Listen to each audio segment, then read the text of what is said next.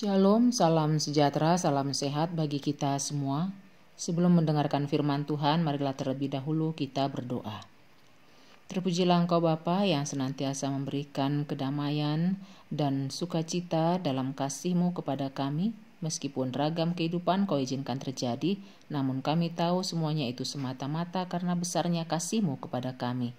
Saat ini pun kami mau menjalani hari-hari yang Kau berikan dalam kehidupan kami bersama dengan firman-Mu, agar kami semakin paham bagaimana perjalanan hidup yang Kau izinkan akan kami jalani. Berfirmanlah Engkau, kami telah siap mendengarkan. Amin. Saudara-saudari yang dikasihi Yesus Kristus, sapaan firman Tuhan bagi kita tertulis dalam kitab Mazmur pasal 107 ayat 31. Biarlah mereka bersyukur kepada Tuhan karena kasih setia-Nya, karena perbuatan-perbuatannya yang ajaib terhadap anak-anak manusia. Demikian firman Tuhan. Saudara-saudariku yang dikasihi Yesus Kristus, dalam kondisi manakala kita menjalani hari-hari kita dan mengalami suatu perjalanan di mana kita melakukan perjalanan yang cukup beragam, baik menggunakan darat, laut, udara, dan lain sebagainya, tentunya kita mempunyai pengalaman pribadi lepas pribadi. Apakah kita pernah berpergian menggunakan kapal laut dari satu pulau ke pulau yang lain? Bagaimanakah perasaan kita? Ada sensasi berbeda dari suatu perjalanan ke perjalanan berikutnya. Tentunya juga ada sensasi yang berbeda dari penggunaan transportasi yang satu dengan transportasi lainnya. Demikian juga situasi alam yang kita lalui, tentu itu akan berdampak sekali dengan perasaan kita. Dalam bacaan kita, pemazmur menggambarkan para pedagang di masa lalu.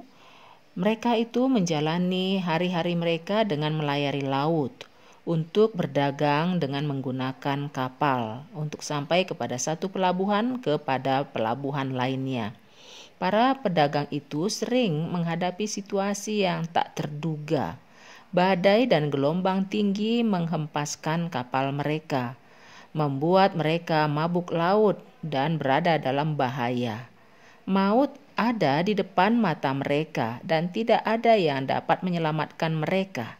Mereka berteriak hanya memanggil Tuhan karena mereka tahu mereka tidak mampu berbuat apapun dalam kondisi yang sudah di luar batas kekuatan dan kemampuan mereka. Mereka kemudian menyaksikan dan merasakan bagaimana Tuhan berkarya dengan ajaib. Tuhan membuat badai gelombang yang begitu dahsyat reda seketika. Laut kembali tenang, seolah tak terjadi apapun.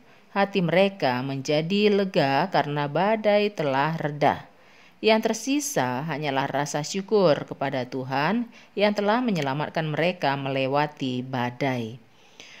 Kehidupan kita juga terkadang seperti orang yang sedang di atas kapal mengarungi samudra raya. Ada kadang perasaan yang tenang dan baik-baik saja, namun tiba-tiba bisa terjadi masalah yang besar.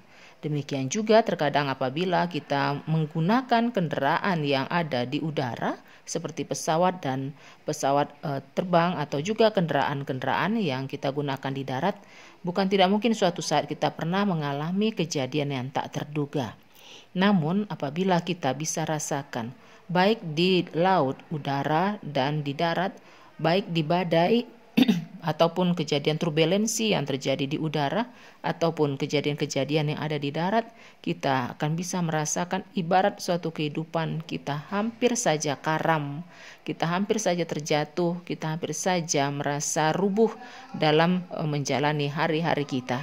Tidak ada yang dapat dilakukan. Kita hanya bisa berteriak dan satu-satunya jalan keluar itu hanya kita rasakan datang dari Allah. Oleh sebab itu, marilah kita di dalam perjalanan hidup kita ini semakin merasakan bahwa sekuat dan sehebat apapun kita, masih ada Tuhan yang di atas segala persoalan kita, di atas segala kekuatan kita. Bila saat ini kita sedang mengalami banyak masalah, mungkin kita boleh teriak ke sana ke sini, tetapi ada baiknya juga kita lebih berserah kepada karya Tuhan dalam hidup kita, berdiam dirilah sejenak. Jangan reaktif, jangan terlalu banyak untuk memberikan pikiran-pikiran mengandalkan logika kita saja, melepaskan amarah kita untuk menghadapi masalah itu, tapi berdiam diri sajalah sejenak agar kita bisa merasakan apa maksud Tuhan di balik semua kejadian itu. Mungkin Tuhan sedang mengingatkan kita akan segala kelalaian kita. Mungkin Tuhan juga sudah mengingatkan kita karena kita sudah terlalu mengambil sikap di luar ambang batas.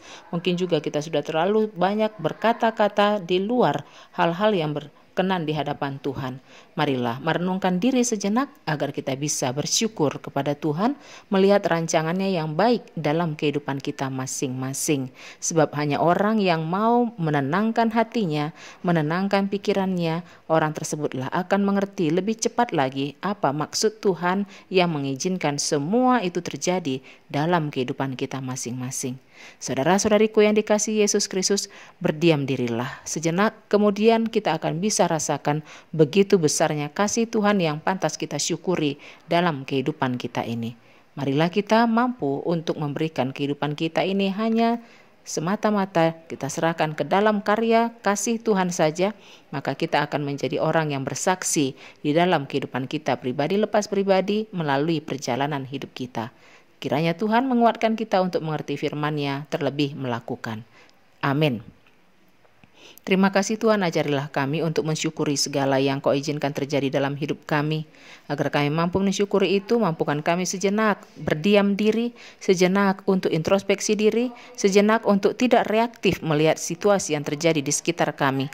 Dengan demikian, Engkau akan memberikan penjelasan yang bisa kami mengerti, sehingga membuat hati kami kembali tenang, kembali damai, dan kami boleh bersuka cita untuk merasakan rancangan-Mu yang pasti selalu baik dalam kehidupan kami.